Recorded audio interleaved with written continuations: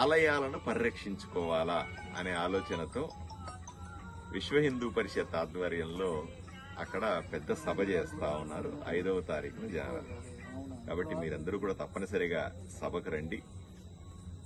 అక్కడ వాళ్ళు చెప్పేటువంటి హిందూ ధర్మం వైపున పెద్దలు చెప్పేటువంటి విషయాలన్నీ విని మీరు ఇటువంటి దేవాలయాల్ని మరింత అభివృద్ధి చేసుకోవడానికి, దేవాలయాల్ని పరిరక్షించుకోవడానికి, దేవాలయాలకు స్వయం ప్రతిపత్తి కావాలనడానికి, అలాగే హిందూ ధర్మము ముందుకెళ్లడానికి ఉపయోగపడేలాగా మీరు కూడా దాంట్లో భాగస్వాములు అవుతారని కోరుకుంటా ఉన్నాను. మంగళగిరి నియోజకవర్గంలో ఈ ఎర్రబాలెం గ్రామంలో ఉన్నాను నేను. ఇక్కడ వాల్మీకి విగ్రహం, వాల్మీకి గుడి పక్కన చేరినటువంటి అందరికీ కూడా ఒక ఇన్ఫర్మేషన్ కూడా.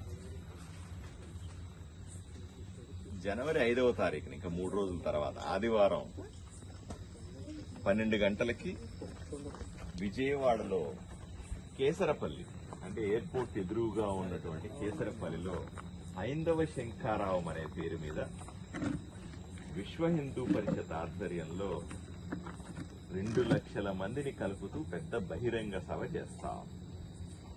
దీనికి రాజకీయాలతో ఏం సంబంధం లేదు.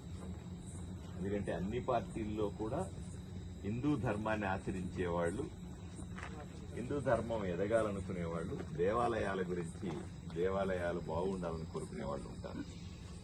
కాబట్టి పార్టీలకు అతీతంగా విశ్వ హిందూ పరిషత్ ఆధ్వర్యంలో ఈ సభ చేస్తా ఉన్నారు.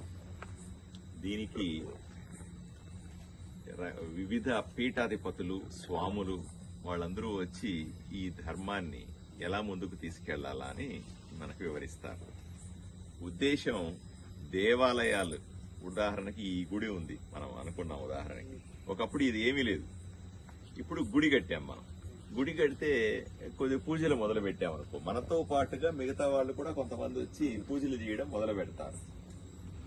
పూజలు పెరుగుతూ ఉండే కొద్ది దేవుడు తన లీలలు చూపిస్తే హుండీ కూడా పెరుగుతుంది.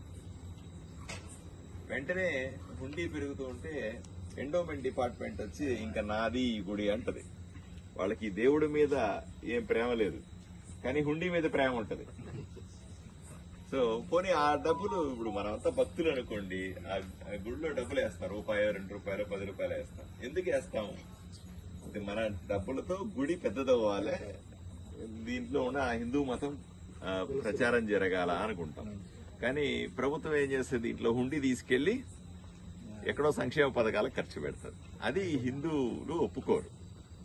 పోనీ మనలో ఎవరన్నా కొంచెం వయసు పెరిగిన వాళ్ళు ఉంటే, నేను పోయిన తర్వాత కూడా ఇక్కడ ధూపదీప నైవేద్యాలు ఉండాలా అనే ఉద్దేశంతో మనం ఏదో కొంత పొలమో కొంత ఆస్తితో దీనికి రాస్తాం.